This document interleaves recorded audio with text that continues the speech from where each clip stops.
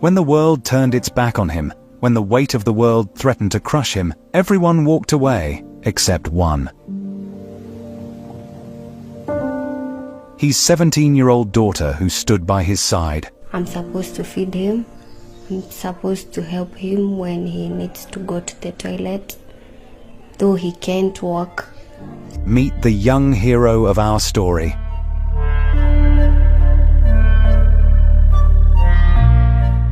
At 17, where life for many is about exploring, dreaming, she embraced a role far beyond her years, becoming the sole caretaker of her father, who is battling an unforgiving illness. Each day, she washes, feeds, and tends to him with unwavering dedication, since she's been the only available person to care for him, but along the way, many rumors have spread. People here, they mistakenly judge me because we don't have a bed. We're supposed to share a bed with my dad. But what really happened to this man, and why is it that his daughter is the only one to look after him? The journey to find the answer takes us through the heart of this village. Through their eyes, we'll see the challenges, the love, and the unbreakable bond that has led them to this point. I'm Teresa Ngindo Njoroge. I'm 17 years old. I've been with my dad. My mom passed at my age 9 years old. We have been staying with my dad, but ilifika mahali akagonjeka, so I've been taking care of him. He can't walk, he can't help himself do some stuffs in the house. He can't go to the toilet, so I'm supposed to help him. He can't feed himself. I'm supposed to go and look for food and come and help him. I cook, I do the house chores.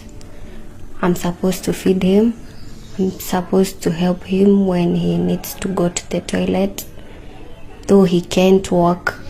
So if he needs to go to the toilet, I only look for a container so that I can help him relieve himself. People here, they mistakenly judge me because we don't have a bed. We're supposed to share a bed with my dad. So people talk so much things, bad things at me. Some can't come close to me because of the problems I have. Sometimes I stay alone. I start regretting my life, why I was born. The absence of siblings or relatives to assist has unfortunately led to some neighbors who are not well informed about their situation, making harsh and unfair judgments. They wrongly accuse her of inappropriate behavior with her father, likening her role to that of a wife rather than a daughter. Despite these cruel and discouraging words, she remains undeterred and committed to caring for her father. Sometimes watu wanani misjudge kwa venye nafanya. Some neighbors have misjudged me, arguing that it's inappropriate for me to share a bed with my father because I am not his wife. These are the same people who offer no support, despite knowing that I need both financial and emotional assistance at my young age. Instead, they choose to bring me down. The situation often leads me to question why I have no siblings. I take care of everything for my father. I bathe him, assist him in using the toilet, and yes, we share the same bed. I even had to quit school to care for him, but it seems like my sacrifices are not acknowledged or appreciated.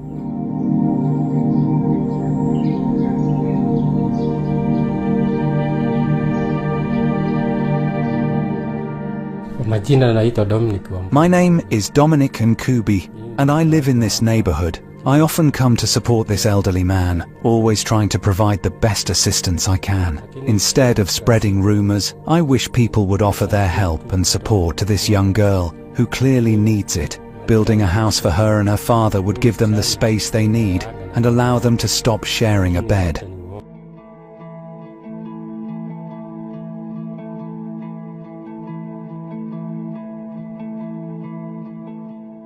Things were much better before the old man fell ill. However, once he became sick and his health deteriorated, everyone turned their backs on them, leaving all the responsibilities to fall on his daughter's shoulders. I've been alone. Watu wameni. We've been abandoned by everyone. No family members, no relatives, just nothing. We're financially weak, with no possessions or means to sustain the family, especially as my father can't even walk. I plan to return to school the day my father recovers and regains his strength. By then, I'll be able to concentrate and focus on my studies. Kwa majina yangu naitwa Mary Duta. My name is Mary, and we live near this young girl and her father. Unfortunately, people have tarnished her reputation by spreading false rumors about her. As neighbors, we sometimes come together to give them food, but we can't provide all they need. The idea of such a young girl sharing a bed with her father is simply a result of poverty. She has no other choice. People are quick to judge without knowing the full story. If you took the time to understand their situation, you would see that she is dealing with a lot, including depression.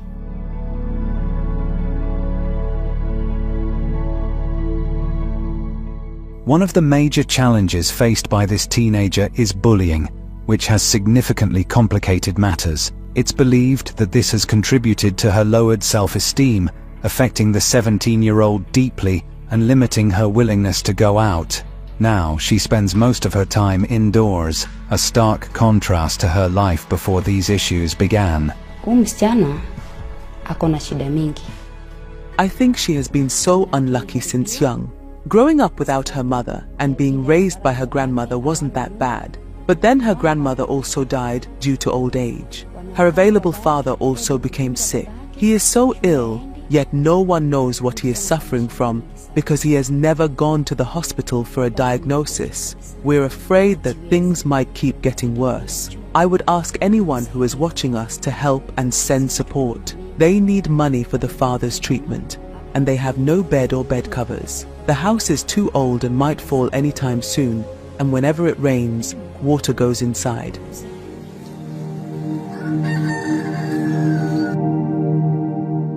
Fred, another neighbor, has witnessed the struggles of the 17-year-old firsthand. Like many who are aware of what Theresia has been through, he is reaching out for assistance, believing in the power of community support. He is convinced that by coming together, we can make a significant difference in their lives and help change their situation for the better.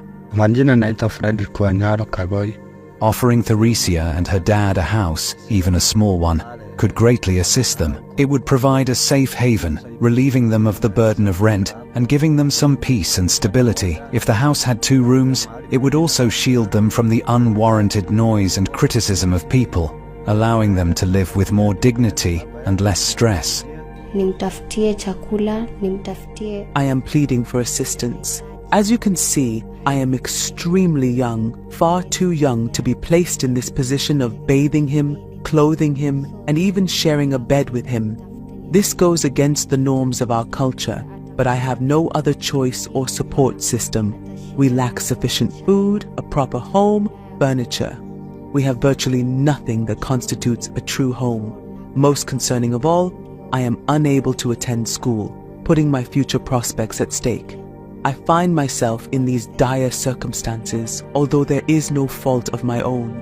All I want is to give my father the care and dignity he deserves in his vulnerable state. However, I am just a child struggling to survive and ensure his basic needs are met. I urgently need help to break out of this vicious cycle of poverty and create a nurturing environment for us both to live with dignity. I humbly request your compassion and support during this immensely challenging time. We have the opportunity to extend our support to this 17-year-old in need of basic necessities. Beyond these essentials, there's a need for her education.